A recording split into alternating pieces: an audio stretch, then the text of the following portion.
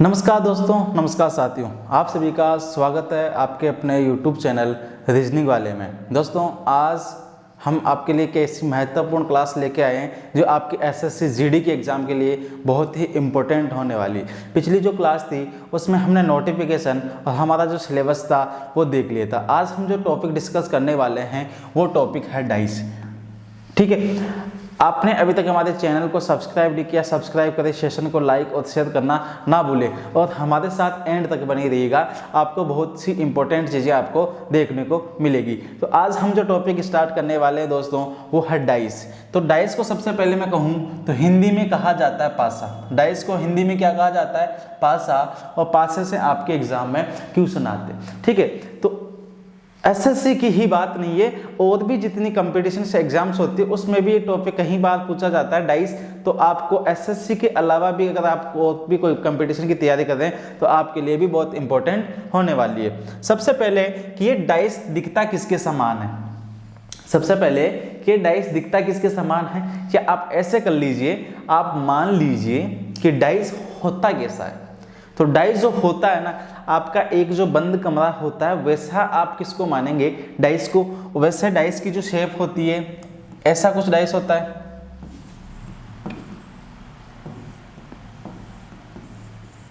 ठीक है, डाइस जो होता है वो ऐसा होता है। ये जो है 3D डाइस है, ये जो है 3D डायग्राम है। बाकी आपकी जो एग्जाम में आते हैं वो है 2D डायग्राम। सबसे पहले हम सीखेंगे कि डाइस का जो डायग्राम होता है वो कैसे बनाते हैं। सबसे पहले हम क्या सीखेंगे कि डाइस का जो डायग्राम होता है उसे हम कैसे बनाते हैं। अगर आपको 3D डायग्राम बनाना हो, 3D डायग्राम बनाना हो तो आप सबसे पहले ऐसे दो गोले ऐसे दो स्क्वायर बना के इनको ऐसे अटैच करेंगे। ये है 3D डायग्राम।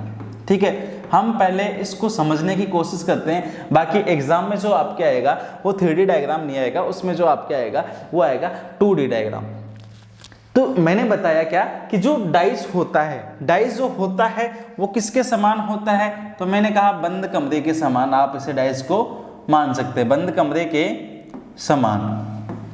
ठीक है, तो अगर मैं आपसे कहूं कि एक जो बंद कमरा होता है उसमें दीवार वॉल की संख्या कितनी होती है, तो आप सीधे सीधे कितनी कहेंगे? 6 होती है। एक तो सामने, पीछे, लेफ्ट, राइट, अप और डाउन। तो वॉल की जो संख्याएं होती है वो 6 होती है। और हम जब क्वेश्चन डाइस पढ़ते हैं तो उस पे हम जो वॉल होती है उसको किसके समान मानते हैं? फेस के समान मानते हैं। किसके समान मानते हैं?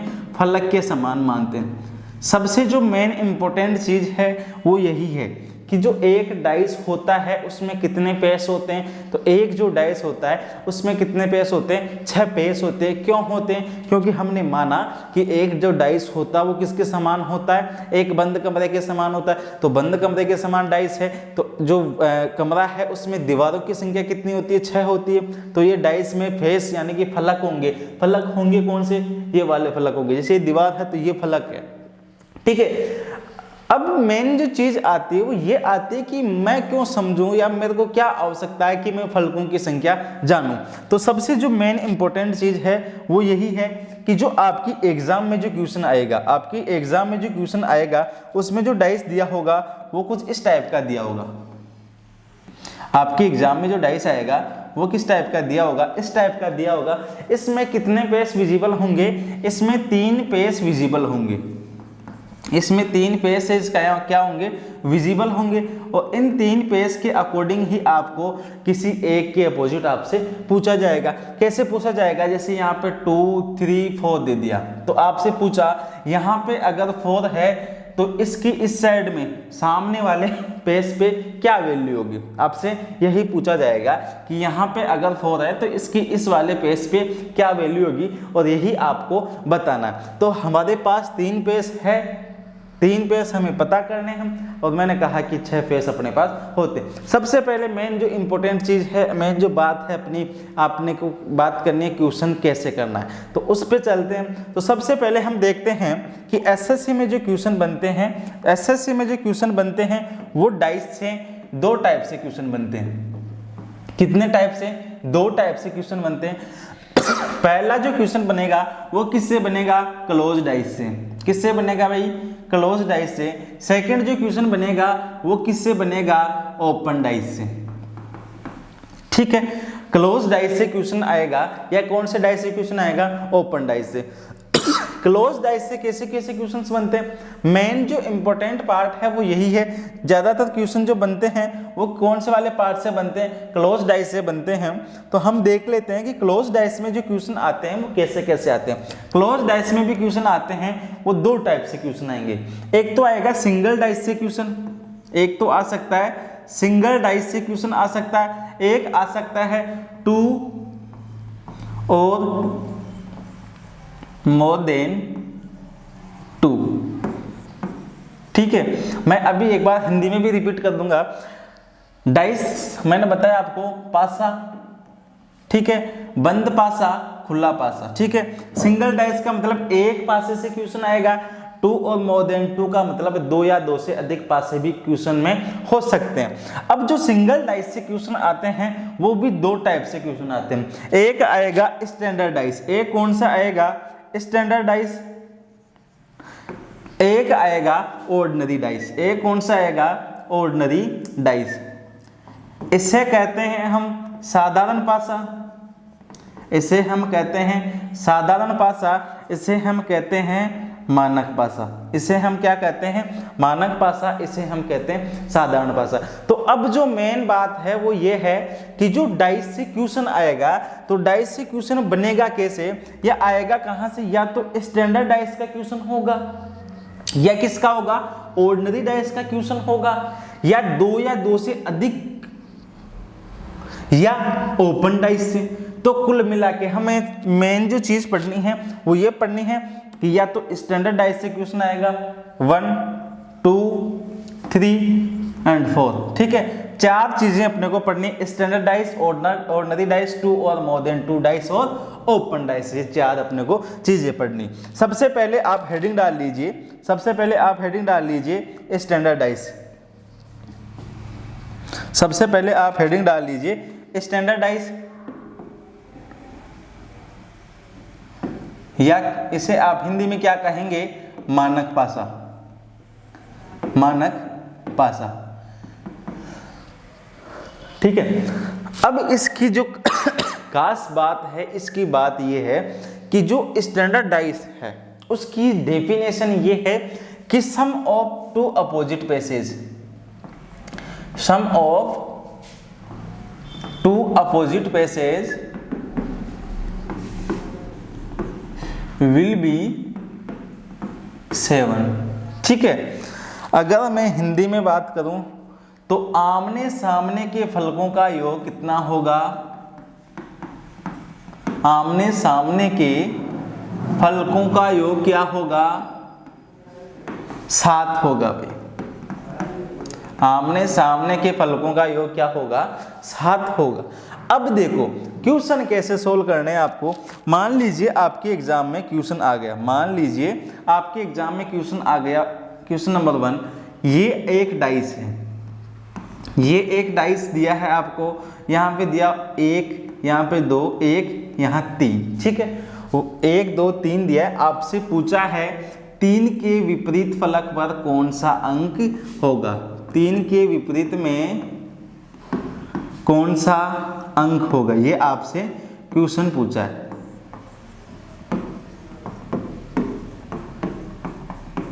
ठीक है, अगर आपको डेफिनेशन समझ में आ गई तो आप इसका आंसर डेफिनेशन से ही दे सकते हैं। कैसे कि आपको डेफिनेशन में साफ साफ पता लग रहा है कि आमने सामने के फलक होंगे, उनका योग कितना होगा, 7 होगा। तो मतलब ये एक पेश है, एक पेश ये है अपने पास में, एक पेश इसके पीछे वाला है, और दोनों का जो योग होगा वो कितना होगा, 7 होगा। अगर मैं कहूँ इस 7 में से इस 3 को माइनस कर लूँ तो इस साइड वाला पेश मिल जाएगा क्या मुझे, ठीक है, मिल गया। अगर क्वेश्चन चेंज होता और क्वेश्चन में होता 2 के विपरीत में क्या है भाई, तब क्या करते, तो देखो 2 के विपरीत में हम सेम ऐसे ही करते हैं, क्योंकि आमने सामने का योग तो कितना होता है 7 होता है, और 7 में से अपन क्या करते -2 करते तो कितना आता अपने पास में 5 आता। तो अपन ने देखा कि 3 के विपरीत में कितना आया 4 आ गया, 2 के विपरीत में कितना आ गया 5 आ गया। सेम ऐसे ही अगर क्वेश्चन 1 के विपरीत में पूछता तो वही बात है, आमने सामने के फलकों का योग कितना होता है 7 होता है। तो 7 में से -1 किया, बचा कितना 6। तो अपन ने देखा कि 1 के विपरीत में क्या चला जाएगा भाई 6 चला जाएगा। तो हमने एक ये चीज ली है, हमने एक ये इंपॉर्टेंट चीज ये ली है कि जो स्टैंडर्ड डाइस होता है या मानक पासा होता है उसमें हमने ये देखा कि जो आमने सामने के फलकों का योग है वो कितना हो रहा है भाई 7 हो रहा है। ठीक है, 7 हो गया। अब इसकी एक कंडीशन ये भी है, क्या कंडीशन है वो मैं अभी बता दूंगा कि, या अभी सुन लीजिएगा कि इसकी कंडीशन ये है कि जब सिंगल डाइस से क्वेश्चन आए ना तो आपको सबसे पहले पहचान करनी है। पहचान क्या करनी है कि ये स्टैंडर्ड डाइस है या ऑर्डिनरी डाइस है। इसकी पहचान कैसे करेंगे, तो इसकी पहचान करने का मैं अभी ऑर्डिनरी डाइस पढ़ाऊंगा तब आपको बताऊंगा। अभी तक मैंने जो बताया कि स्टैंडर्ड डाइस का ये कॉन्सेप्ट समझ में आ गया क्या, या आप नोट कर लीजिएगा, आप नोट कर लीजिएगा कि अगर स्टैंडर्ड डाइस है, पहचान करना मैं आगे सिखाऊंगा, अभी आप नोट कर लीजिएगा कि अगर स्टैंडर्ड डाइस है तो 1 के विपरीत में हमेशा 6 होगा, 2 के विपरीत में हमेशा 5 होगा, 3 के विपरीत में हमेशा 4 होगा। ये क्या है स्टैंडर्ड डाइस। अब स्टैंडर्ड डाइस में पहचान करना आपको बता दूंगा।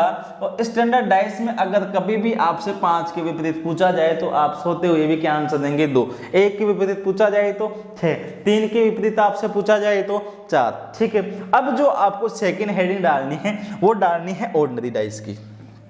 सेकंड जो आपको हेडिंग डालनी है वो किसकी तो अब हम जो पढ़ने वाले हैं वो है ऑर्डिनरी डाइस, या हम इसे हिंदी में कह सकते हैं साधारण पासा। साधारण पासा हम अब पढ़ने वाले हैं। इससे पहले हमने जो पढ़ा स्टैंडर्ड डाइस उसमें हमने देखा कि जो आमने सामने के फलक होंगे उनका योग 7 होगा। इसमें यह है कि जो आमने सामने के फलक है उनका योग क्या नहीं होगा 7 नहीं होगा, नहीं होगा, कितना नहीं होगा 7 नहीं होगा। सबसे पहले हम क्वेश्चन देख लेते हैं इसके कैसे क्वेश्चन आते हैं। मान लीजिएगा ये एक डाइस है, ये एक डाइस है, इसमें दिया है 2 5 1। आपसे पूछा है 2 के विपरीत में कौन सा अंक होगा, 2 के विपरीत में कौन सा अंक होगा, 2 के विपरीत में कौन सा अंक होगा, आपसे ये पूछा है। अब देखो हमने जो पहले पढ़ा था वो था स्टैंडर्ड डाइस। उसमें क्या था कि आमने सामने के फलकों का योग क्या होता था 7 होता था। सबसे पहले आप इसको समझ लीजिएगा, फिर मैं समझाऊंगा कि आपको पहचान कैसे करनी है कि आपको स्टैंडर्ड डाइस के हिसाब से आंसर देना है या ऑर्डिनरी डाइस के हिसाब से आंसर देना।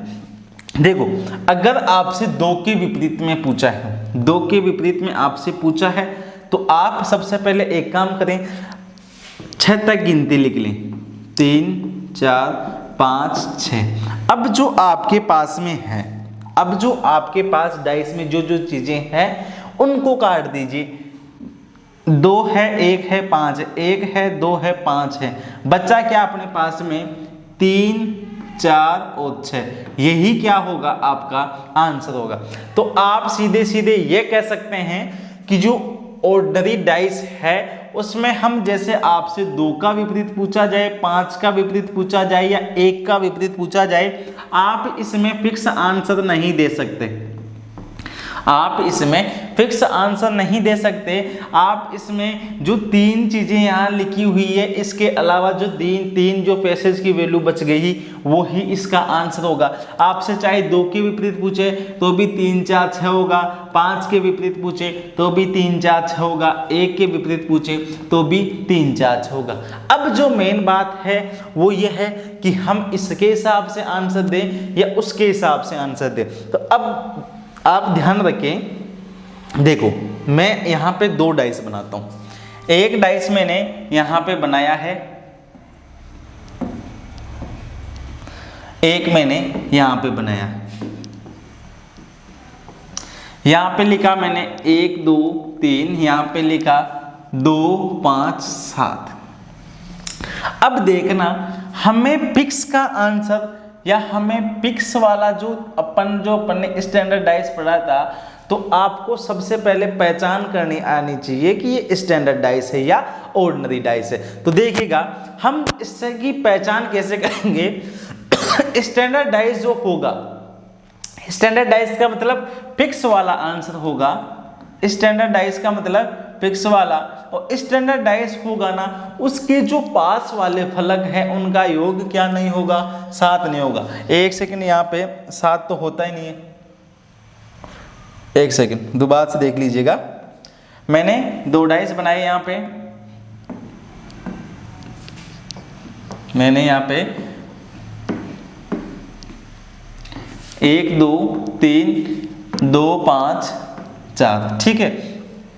अब सबसे पहले अगर सिंगल डाइस से क्वेश्चन आए आपके पास, तो आपको सीधे सीधे ये करना है। आप अगर भूल जाएं कि स्टैंडर्ड डाइस क्या होता है, ऑर्डिनरी डाइस क्या होता है, तो भी कोई फर्क नहीं पड़ने वाला। क्यों? क्योंकि देखिएगा अगर आपके पास सिंगल डाइस से क्वेश्चन आ जाए, सिंगल डाइस से क्वेश्चन मतलब एक ऐसा क्वेश्चन आ जाए, आप इनको जोड़ लीजिए, ये कितना हो रहा है 4, ये कितना हो रहा है 5, ये कितना हो रहा है 3। अगर यहाँ पे कहीं पे 7 आ जाए, समझना, अगर 7 आ जाए तो मतलब फिक्स आंसर नहीं होगा, फिक्स नहीं होगा। मतलब हम ये कह सकते हैं कि अगर कहीं पे 7 आ जाए तो वह कौन सा डाइस होता है, ऑर्डिनरी डाइस होता है। और जहाँ पे 7 आ जाए तो हम फिर 3 डिजिट उसके आंसर में देते हैं। अगर 7 नहीं आया तो आपसे पूछा 1 के विपरीत क्या होगा, तो 1 के विपरीत 6 होगा, 2 के विपरीत पूछा तो 5 होगा, 3 के विपरीत पूछा तो 4 होगा, क्योंकि ये हमने पहले देख लिया। अगर इनको जोड़ने से 7 हो जाए, इनको जोड़ने से क्या हो जाए 7 हो जाए, तो 7 होने की कंडीशन में हमें क्या करना है, 7 अगर कहीं हो जाए तो इस कंडीशन में हम आंसर देते हैं 3 डिजिट में। 1 से लेके 6 तक गिनती लिख लो, 1 से लेके 6 तक, 2 4 5 हटा दो, 2 4 5 हटा दो, बचा क्या 1 3 और 6। यही क्या होगा अपना आंसर होगा, यही क्या होगा अपना आंसर होगा। देख लीजिए कुछ क्वेश्चन और कर देख लीजिए आप। मैंने दिया आपको ये डाइस, यहाँ पे लिखा 2 6 5, आंसर क्या होगा 2 के विपरीत में, 2 के विपरीत में क्या होगा। तो आप क्या कहेंगे कि सर हम सबसे पहले सिंगल डाइस आएगा तो हम इनको तीनों पेसेस को आपस में जोड़ लेंगे। अगर 7 हो गया, अगर 7 हो गया तो हम उसका जो आंसर होगा वो 3 डिजिट में देंगे। 7 नहीं हो रहा तो वो जो संख्या है जिसका विपरीत पूछा है इसको 7 में से माइनस कर देंगे। या हमें याद ही है कि हमें याद ये है कि 1 के अपोजिट में 6 होता है, 2 के विपरीत में 5 होता है, 3 के विपरीत में 4 होता है। ये तो हमें सीधा सीधा याद ही है। अब इसमें पूछा है 2 के विपरीत में क्या होगा। अब हम अगर इसको यहाँ से देख रहे हैं, अगर हम इसको यहाँ से देख रहे हैं तो यहाँ पे 7 हो गए, यहाँ पे 7 हो गया, मतलब ये कॉन्सेप्ट अपने वाला चलेगा नहीं। आपको पूछा है 2 के विपरीत में, तो 2 के पहले 1 3 और 4, क्योंकि 2 5 7 इनके विपरीत नहीं हो सकते, क्योंकि ये ऑलरेडी आपको दे रखे। इनके जो पीछे वाले पेज हैं उनमें 1 भी हो सकता है, 3 भी हो सकता है, 4 भी हो सकता है। यही क्या होगा अपना आंसर होगा, यही क्या होगा अपना आंसर होगा। तो आई होप आपको अच्छे से समझ में आ गया होगा। अगली जो क्लास होगी उसमें हम 2 और मोर देन 2 डाइस पढ़ेंगे, फिर उसके बाद में ओपन डाइस पढ़ेंगे, या अपन ऐसा करते हैं पहले 2 और मोर देन 2 डाइस पढ़ के और उसके बाद में क्लोज डाइस, मतलब क्लोज डाइस के जो टॉपिक्स है वो खत्म हो जाएंगे। क्लोज डाइस में सिंगल डाइस, स्टैंडर्ड डाइस आ जाएगा, ऑर्डिनरी डाइस आ जाएगा, 2 और मोर देन 2 डाइस, ये तीनों चीज़ें आ जाएगी। तो फिर हम इसके क्वेश्चन आंसर कर लेंगे। तो आई होप आपको ये चीज़ें अच्छे से समझ में आ गई होगी। और आपने अभी तक हमारे चैनल को सब्सक्राइब नहीं किया, चैनल को सब्सक्राइब करें, सेशन को लाइक करें, शेयर करना ना भूलें दोस्तों। Thank you.